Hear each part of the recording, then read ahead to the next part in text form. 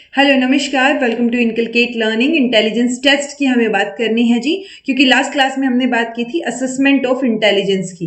Intelligence को कैसे assess किया जा सकता है, उसकी हिस्ट्री क्या है, वो सारी चीजें हम डिस्कस कर चुके थे। लास्ट में हमें बात आई थी कि मॉडर्न टेस्ट की जब हमने बात की थी इंटेलिजेंस टेस्ट की, तो हमने बोला था कि भाई इंडिविजुअल टेस्ट हो सकते हैं और ग्रुप टेस्ट हो सकते हैं, और कोई भी इंडिविजुअल टेस्ट है वो वर्बल हो सकता है या परफॉर्मेंस या नॉन वर्बल, और वर्बल एंड परफॉर्मेंस अगेन। ठीक है, इन्हीं में से हम इंडिविजुअल वर्बल टेस्ट की बात करेंगे। ठीक है, तो जो वर्बल है और इंडिविजुअल इंटेलिजेंस टेस्ट है उसकी बात करने वाले हैं। This is presented by me Raveena. Videos informative लगे तो इनकलकेट लर्निंग को लाइक शेयर सब्सक्राइब जो है आप कर सकते हैं। कई बार स्टूडेंट्स पूछते हैं किसी वीडियो के नीचे कि इसको एग्जाम में पॉइंट्स की तरह लिख सकते हैं, यानी क्यों नहीं लिख सकते? बिल्कुल लिख सकते हैं, मैंने आपको उसी फॉर्म में मटेरियल प्रोवाइड करवा रही हूं मैं। आपको अगर लेक्चर समझ आ गया है मेरी तरफ से, अगर मेरा पढ़ाया हुआ, तो आप जो है उसको थियोरेटिकल एग्जाम में थियोरी के रूप में लिख सकते हैं, उसको यूज कर सकते हैं। जब आप जो है ऑब्जेक्टिव क्वेश्चंस देखते हैं या कोई भी तरीके का आपका एग्जाम है, तो जहां पे भी वो सिलेबस में वो टॉपिक है तो वो आप लोगों के लिए हेल्पफुल है, आप उस मटेरियल को यूज कर सकते हैं। वो ऑथेंटिक बुक से लिया हुआ मटेरियल है। ओके, चलिए। वर्बल और इंटेलिजेंस, वर्बल और इंडिविजुअल। वर्बल का मतलब क्या है? मैंने इंडिविजुअल तो ये हो गया कि अकेले इंसान को टेस्ट कर रहे हैं आप। इसका वर्बल का मतलब हो गया कि आप जो है लैंग्वेज का यूज कर रहे हैं, इंस्ट्रक्शंस जो है वहां पे शब्द हैं, चाहे वो लिख के हैं चाहे बोल के हैं, बट हैं। ओके, इंडिविजुअल्स जो है उनको यूज करनी पड़ेगी लैंग्वेज, पेपर, पेंसिल, अपने रिस्पॉन्सेज देने के लिए। ठीक है, यानी उनको पढ़ना लिखना नॉर्मल आना चाहिए, तभी वो रिस्पॉन्स कर पाएंगे। ठीक है जी, रिस्पॉन्ड कर पाएंगे। जो टेस्ट का कंटेंट है, क्योंकि उसमें वर्बल मटेरियल जो है बहुत ज्यादा देखने को मिलेगा। दूसरा होता है वर्बल के साथ साथ परफॉर्मेंस टेस्ट। परफॉर्मेंस टेस्ट में आपको कुछ पेंटिंग बनवा ली या कोई और चीजें कर ली, उसमें आपको लिखने पढ़ने की जरूरत नहीं है। ठीक है, वो परफॉर्मेंस के ऊपर बेस्ड होता है हमारा। चलिए, इसी में अगर हम देखें तो बहुत फेमस टेस्ट है बिने साइमन का टेस्ट, और इसी को फर्दर मॉडिफाई कर करके अलग अलग टेस्ट जो है वो भी लाए गए हैं। फ्रेंच साइकोलॉजिस्ट थे बिने और साइमन, उनका जो काम था फील्ड ऑफ इंटेलिजेंस में वो टेस्टिंग का था। 1905 में जो है उन्होंने स्केल ऑफ इंटेलिजेंस टेस्ट जो है उसको डेवलप किया। इस स्केल में अराउंड 30 टास्क थे, जो सिंपल से लेके बिल्कुल सिंपलेस्ट से लेके मोस्ट कॉम्प्लेक्स तक सीरीज में अरेंज किए हुए थे। ठीक है, इस स्केल को प्रिपेयर किया गया बच्चों के, जो फीबल माइंडेड बच्चे हैं ना, उनको चेक करने के लिए, नॉर्मल बच्चों के लिए नहीं था ये। ठीक है, जो फर्स्ट स्केल था followed by enlarged and revised edition, तो ये फर्स्ट स्केल था। इसके बाद इसके बहुत सारे रिविजन्स हुए। 1908 में हुआ, 1911 में हुआ। अच्छा, कई जगह ना आपको ऐसे मिल जाएगा, जैसे मान लो टर्मन ने 1916 में रिवाइज किया, कई जगह वही चीज 37 या 31 ईयर लिखा मिल जाएगा। पॉइंट क्या है ना, एक तो उसको रिवाइज करना और एक वो रिवाइज्ड फॉर्म का पब्लिश हो जाना, ये दो अलग अलग चीजें हैं। रिवाइज करना मतलब उस टाइम उन्होंने उस पर काम किया, रिवाइज कर दिया, उसको चेंज कर दिया, लेकिन वो पब्लिश कब हुआ ये चीज भी मैटर करती है। ओके, ये जो स्केल है, this contains test for the age group of 3 से 15। शुरुआत में जो है 3 से 15 के एज ग्रुप के बच्चे लिए गए।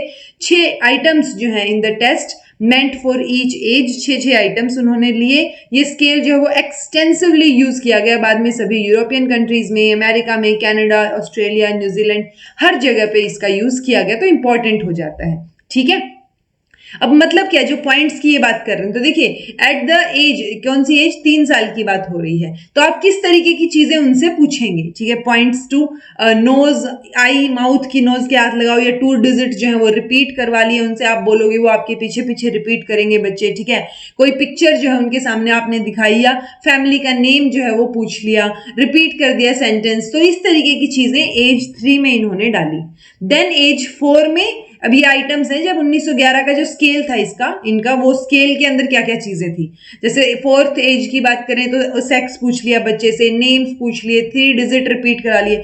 आपको चीजें दिखेंगी कि अगर यहाँ 2 डिजिट्स रिपीट करवा रहे हैं हम, तो आगे 3 हो गए, 4 हो गए, इस तरीके से वो थोड़ी से बढ़ते क्रम में दिखेंगी चीजें। यहाँ पे 2 लाइन्स कंपेयर करवा ली। ठीक है, वो चीजें आपको इंक्रीज होती हुई दिखाई देंगी। जैसे एट एन एज 8 के ऊपर 8 साल के बच्चे के लिए 0 से 20 तक काउंटिंग करा ली, पिक्चर सबमिट करवा ली, या जो है डे या डेट या इस तरीके की चीजें पूछ ली, 5 डिजिट जो है वो रिपीट करवा लिए। अगर 12 साल की बात, आपको ये चीजें याद करने की जरूरत नहीं है, ठीक है, कोई चीज ऐसी पूछी नहीं गई है अभी तक एग्जाम में, नेट के में भी या कोई और एग्जाम में भी, बट स्टिल आपको पता होना चाहिए, एटलीस्ट इतना तो पता हो कि अगर बिने साइमन का टेस्ट है सो वो इंडिविजुअल है और वर्बल है, ठीक है। सो इतना तो एटलीस्ट पता हो, और उसके बाद कैसे कैसे मॉडिफिकेशन हुए वो स्टोरी आपको पता होनी ज्यादा जरूरी है। ओके, सो ये 12 की एज पे एंड देन 15 की एज पे, सो ये चीजें आपको इंक्रीज होती हुई ही दिखाई दे रही हैं। यहाँ पे हम एब्स्ट्रैक्ट वर्ड्स के ऊपर भी आ गए हैं अब, जैसे 60 वर्ड्स के नाम 3 मिनट में, सो वो चीजें क्या है, हमने इंक्रीज किया है level according to the age. अब जो बिने साइमन का टेस्ट था उसका जो अमेरिकन रिवीजन, उसकी बात अगर हम करें तो 1910 में जो है वो गडार्ड ने भी रिवाइज किया इसको, ठीक है, modified and translated the adopted बिने स्केल ऑफ 1908 इनटू इंग्लिश, तो इन्होंने मॉडिफाई किया और अडॉप्ट किया इंग्लिश में। ओके, सो गोडार्ड का जो रिवाइज्ड स्केल है वो यूज किया जाता है मेंटल डेफिशिएंसी को डिटेक्ट करने के लिए, ना कि जो नॉर्मल या सुपीरियर बच्चे हैं उनका पता करने के लिए। तो इसमें सिर्फ हम ये नहीं देखना चाह रहे किस बच्चे को कितना आता है, हम ये देखना चाह रहे हैं कोई मेंटल डेफिशिएंसी तो नहीं है, बच्चे को कहाँ इंप्रूवमेंट की जरूरत है।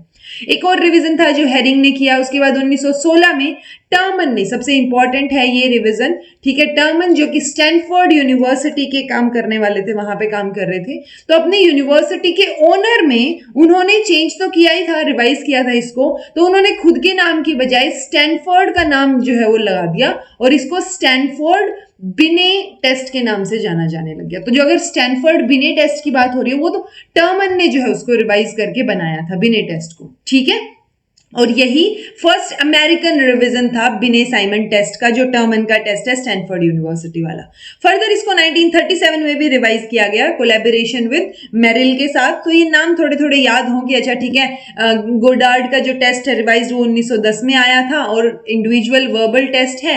देन अगर फर्दर रिवीजन हेरिंग ने भी की हुई है, 1916 में टर्मन ने रिवाइज किया था, ये जो 1916 में रिवाइज किया था ना, ये 1931 में पब्लिश हुआ था। देन 1937 में मेरिल के साथ मिलके भी इन्होंने रिवाइज किया। अब मेरिल के साथ मिलके जब इन्होंने रिवाइज किया, टोटल रिविजन्स के बाद जो 1960 का रिवीजन आता है ना, मतलब 1960 में भी एक रिवीजन हुआ, तो जो स्टैनफोर्ड बिने स्केल था वो रिवीजन के बाद ज्यादा यूज किया जाने लग गया, ठीक है। अब जो ये 1960 वाला रिवीजन था, इसमें क्या चीजें थी, इसमें एक तो लैंग्वेज को हाईएस्ट डिग्री की, मतलब बहुत अच्छे लेवल तक इसको यूज किया गया था। क्यों किया गया था? क्योंकि इसको एक्सटेंड कर दिया था 2 से 22 साल तक। तो अगर 2 से 22 साल के बीच में बात हो रही है तो 2 साल के बच्चे के लिए तो हमें बहुत सिंपलेस्ट लैंग्वेज पे या बिल्कुल इशारों पे जाना पड़ेगा, उसके रिस्पॉन्सेज पे जाना पड़ेगा। प्लस अगर 22 साल की बात करें तो हमें बहुत एब्स्ट्रैक्ट थिंकिंग के ऊपर भी जाना पड़ेगा, हमें हाईएस्ट डिग्री लैंग्वेज की यूज करनी पड़ेगी, तो वो इन्होंने की, ठीक है। अब कुछ एक चीजें जो अपडेटेड वर्जन नहीं था, जिनका जो आउट ऑफ डेट हो चुकी थी, क्रिटिसाइज किया जा रहा था, उनको डिलीट कर दिया गया, ठीक है। इस रिवीजन के अंदर जो कन्वेंशनल आईक्यू था उसको रिप्लेस कर दिया गया डेविएशन आईक्यू से, ठीक है। तो डेविएशन आईक्यूज में स्टैंडर्ड स्कोर्स होंगे, ओके। कन्वेंशनल में जो पहले से चले आ रहे थे उनको चेंज करके डेविएशन स्कोर जो है वो इन्होंने, डेविएशन आईक्यू की बात इन्होंने की थी, okay. Task to be performed by the subject in these test range from simple manipulation to abstract reasoning. जैसे मैंने बोला ना कि हाईएस्ट डिग्री भी यूज की, तो 2 से 22 साल की बात हो रही है, तो सिंपलेस्ट मैनिपुलेशन से लेके एब्स्ट्रैक्ट रीजनिंग तक इन्होंने पूरा का पूरा रेंज जो है वो टास्क का रखा था, ठीक है जी। देन आता है स्टैनफोर्ड बिने। फर्दर अगर बात करें तो ये जो रिवीजन किया था टर्मन ने, ऑब्वियसली ये मैंने बता दिया आपको कि ये अपनी यूनिवर्सिटी के ओनर में जो है इन्होंने नाम रखा स्टैनफोर्ड बिने।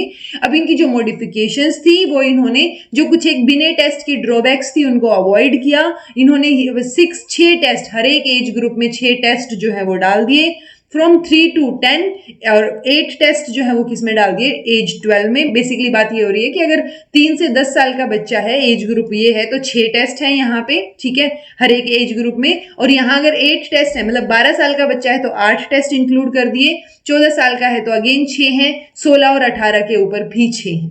तो बेसिकली 12 साल के ऊपर इन्होंने 8 टेस्ट इंक्लूड किए। ये चीज आपको ध्यान रखनी थोड़ी सी, ओके, इट वाज हियर, यहीं पे जो है वो टर्म मैंने इंट्रोड्यूस किया था, जो कॉन्सेप्ट ऑफ आईक्यू, जो मैं आप लोगों को ऑलरेडी करवा चुकी हूँ। इंटेलिजेंस का जो प्लेलिस्ट है उसमें शुरुआती दौर में, बिल्कुल शुरू की क्लासेस में आपको कॉन्सेप्ट ऑफ आईक्यू भी मिल जाएगा।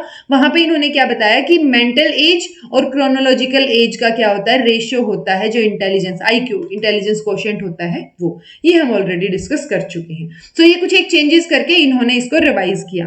अब फिर टर्मन और मेरिल ने भी एक रिवीजन किया, फर्दर मेरिल इंक्लूड हो गए इसमें, और 1937 में इन्होंने मिलकर रिवाइज किया मेरिल की हेल्प से, और फिर इसको रिवाइज्ड स्टैनफोर्ड टेस्ट को पब्लिश किया। यहाँ पे एज ग्रुप 2 से 18 था, अब 1960 तक जाते जाते ये 2 से 22 हो जाएगा। ओके, तो ये चीज आप ध्यान रख सकते हैं। अब बिने के बहुत सारे टेस्ट हैं, मतलब बहुत सारे, मतलब ये जो बिने के टेस्ट थे, साइमन बिने के, इनका इंडियन सिनेरियो अगर हम देखें तो सबसे पहले C.H. राइस जो हैं उन्होंने क्या किया था, इसको रिवाइज किया था। यानी C.H. राइस ने ये जो हमारा बिने का टेस्ट है इसको रिवाइज करके इंडियन वर्जन में हिंदुस्तानी बिने परफॉर्मेंस पॉइंट स्केल के नाम से इसको नया टेस्ट लेके आए। ये बेसिकली बेसिक रेफरेंस क्या है, साइमन बिने का टेस्ट है, उसको रिवाइज करके इंडियन सिनेरियो के हिसाब से रिवाइज करके इन्होंने हिंदुस्तानी बिने परफॉर्मेंस पॉइंट स्केल बोल दिया। और अगर मैं परफॉर्मेंस बोल रही हूं, यानी बिने का टेस्ट तो हम इंडिविजुअल में पढ़ रहे हैं प्लस वर्बल में पढ़ रहे हैं, तो ये परफॉर्मेंस कहां से आ गया, तो ये रिवाइज्ड वर्जन में इन्होंने ये जो अडेप्टेशन थी, कुछ एडिशनल परफॉर्मेंस टेस्ट जो है वो इंक्लूड किए थे, इसलिए इसका नाम हिंदुस्तानी बिने, हिंदुस्तानी बिकॉज हमने हिंदुस्तान के हिसाब से रिवाइज किया है, बिने का ये टेस्ट था जिसको रिवाइज किया है, परफॉर्मेंस की कुछ एक चीजें इन्होंने इंक्लूड की हैं, तो परफॉर्मेंस पॉइंट्स के C.H. राइस, हर्बर्ट राइस, इनका नाम आप याद रख सकते हैं। ये पहले थे जिन्होंने अडॉप्ट की, ये अडेप्टेशंस जो है वो की थी। ओके, इनका जो स्केल था वो उर्दू में था, क्योंकि ये फॉर्मर क्रिश्चियन फॉर्मन, अच्छा नहीं, कॉलेज का नाम है फॉर्मन क्रिश्चियन कॉलेज जो है लाहौर में, वहां पे काम करते थे और वहां पे थे ये, तो उर्दू जो है वो इनके स्केल की लैंग्वेज थी। ठीक है, इतनी सी चीज ध्यान रखनी है। फर्दर बात करें तो doctor Kamat age scale revision, so doctor V Kamat ने भी डेवलप किया एक बिने का जो स्केल था विद स्टैनफोर्ड रिवीजन वाला जो था, वो इंडियन चिल्ड्रन के लिए जिनको मराठी और कन्नड़ा आती है, सो मराठी और कन्नड़ लैंग्वेज जिनको आती है उस हिसाब से इन्होंने इसको रिवाइज किया। ठीक है, स्टैनफोर्ड हिंदुस्तानी रिवीजन, एक पटना ट्रेनिंग कॉलेज जो पटना में है वहां पे भी ये रिवीजन हुआ था। इलाहाबाद इंटेलिजेंस टेस्ट की बात करें तो डॉक्टर सोहनलाल ने किया था 11 से ज्यादा वाले एज के बच्चों के लिए हिंदी में। ओके, ये किताबिस्तान में पब्लिश हुआ Allahabad. Then CIE test of intelligence, professor Uday Shankar, इन्होंने डेवलप किया था हिंदी में इंटेलिजेंस टेस्ट, कहां पे, central institute of education Delhi 1953 में। सो ये कुछ एक इंडियन सिनेरियोज की हमने बात की। इसके साथ साथ जो स्टेट मनोविज्ञानशाला है यूपी में, उन्होंने हिंदी वर्जन बनाया स्टैनफोर्ड बिने के टेस्ट का। सो हिंदी वर्जन में, ताकि हम हिंदी में चीजें अच्छे से समझा पाए हमारे देश के हिसाब से। ये जो टेस्ट है इसने डिवाइड किया बहुत सारे एज ग्रुप्स में, और उनको जो हमने डिवाइड किया, फेजेस बनाए, स्टेज बनाई अलग अलग, तो वो बुद्धि परीक्षा अनुशीलन भी उसको बोलते हैं। फर्दर बात करें तो एक और कॉमन वर्बल इंडिविजुअल टेस्ट जो यूज किया जाता है वो है सामान्य बुद्धि परीक्षा पार्ट 1 और पार्ट 2। तो ये किसका अडेप्टेशन है, ये अडेप्टेशन है विलियम स्टेफनसन के, जो उनका टेस्ट था वो, और ये कहाँ प्रिपेयर किया गया, ये state bureau of educational and vocational guidance Gwalior में प्रिपेयर किया गया। सो ये मैंने बहुत डिटेल में करवा दी है चीजें, इतनी डिटेल में तो आती भी नहीं है आपके, तो काफी एडवांस लेवल की चीजें मैंने करवा दी हैं। बुक्स में भी मैक्सिमम इतना ही दिया हुआ है जो स्टैंडर्ड बुक्स हैं, एंड आई होप आपको समझ आया होगा। कुछ भी समझ नहीं आया हो तो कमेंट करके पूछ लीजिएगा, समझ आ गया है तो कमेंट करके बताइएगा। This was all about today, thank you so much for watching, be happy, keep smiling, subscribe to Inculcate Learning and be consistent in your studies.